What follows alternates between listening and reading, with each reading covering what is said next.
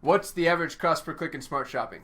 That's an impossible question to answer for so many reasons that you might already know. But what's interesting about it is you have to know at least a good guess in order to determine whether or not a client can even be successful. So I've got a document that I've shot another video on.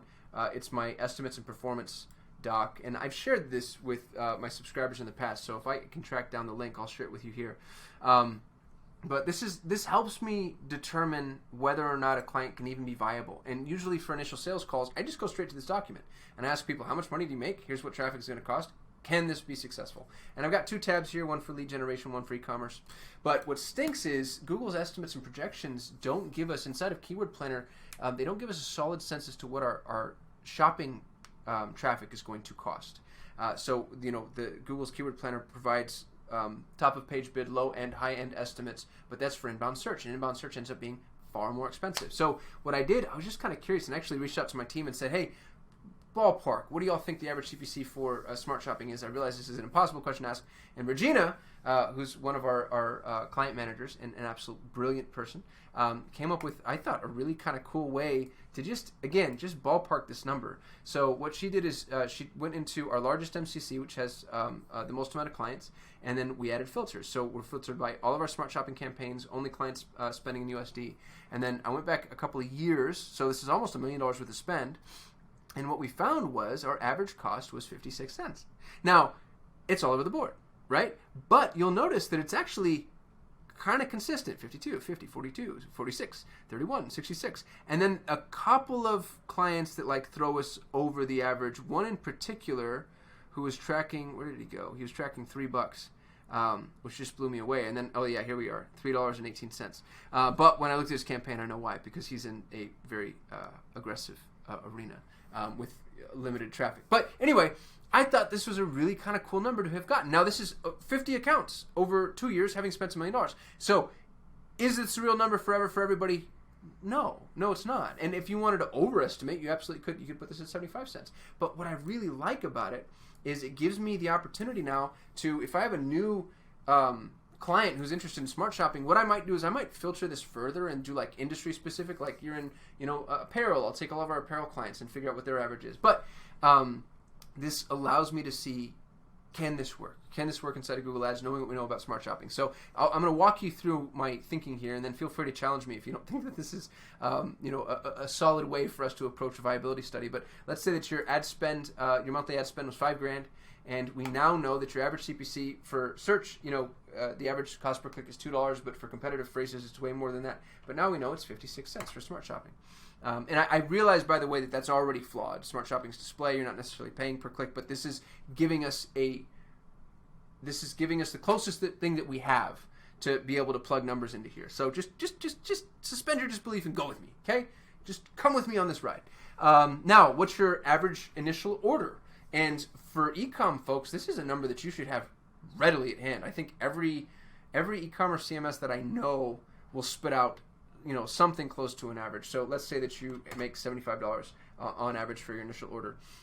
And then your lifetime customer value. I generally, by the way, if you don't know the answer to this, I'd like to double it. I think that's usually pretty safe. And unless you have, if you're in a one and done business, first of all, get out of that business, especially if you're low dollar e-com. Now, if you're high dollar e-com, that's okay.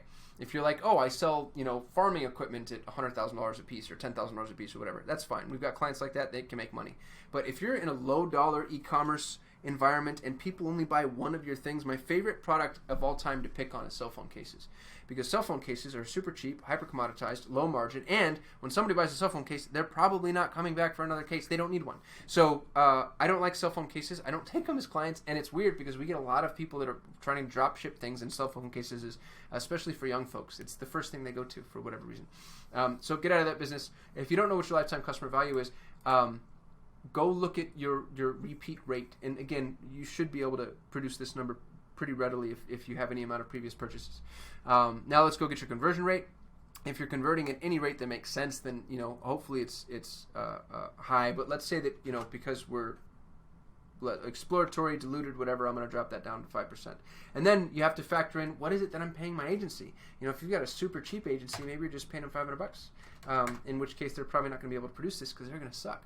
But if you've got a super expensive agency, I know some agencies that charge 40% of ad spend.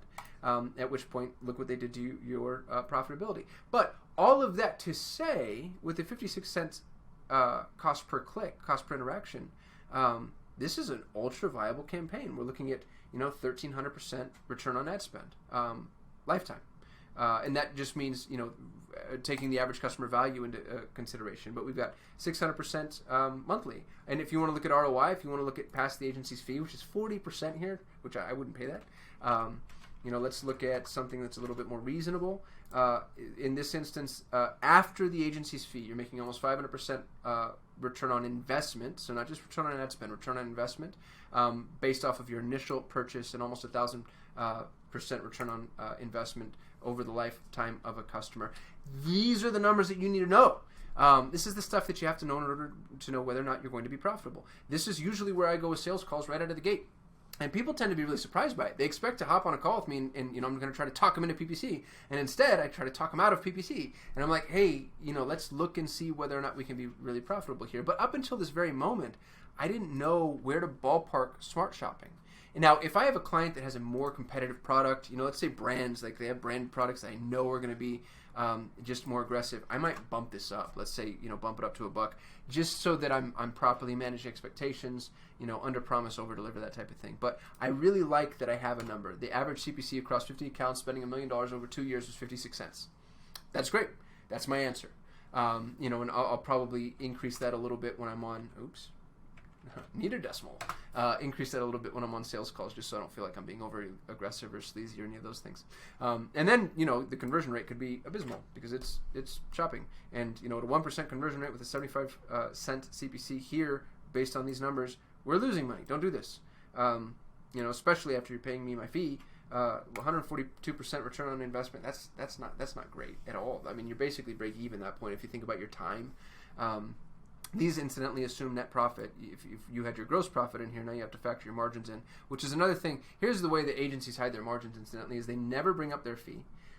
They only report on return on ad spend, and then they ask you to gauge the campaign based off of how much you're making gross. Well, let's say you're making $250 gross. Now all of a sudden it's like, oh my goodness, this is an ultra profitable campaign. When you're like, no, dude, I don't put that in my pocket. This is what I put in my pocket, and now all of a sudden we're in a situation where it doesn't work, or it just doesn't work as well. So anyway, get clear on your numbers. But it's kind of cool now that we have an average CPC for smart shopping, and I know there's a bunch of reasons that that's flawed logic. By the way, I realize that, so feel free to yell at me. But I would be interested in your opinions as to how all this stuff works. I've got another video that walks through that calculator. By the way, I'll drop the description of that video in I'll drop a link to that video in the description of this video, and I think it also includes a link to where you can just go get my calculator for free, because I'm a nice guy and I want to be YouTube famous. That's all I got. If you have other videos that you want, feel free to ask, like, comment, subscribe, do all the things. Share us with your friends. We want to grow. I want to build the best and most respected Google Ads agency on the planet. And in order to do that, I need people to know about us and to like us and to share our content. And then also, I want your business. So if you're running Google Ads and you're spending $2,000 a month or more, I can make that more efficient, me and my team, and we're awesome and amazing. So I would love to work with you, given the opportunity. Thanks for watching. I will see you tomorrow.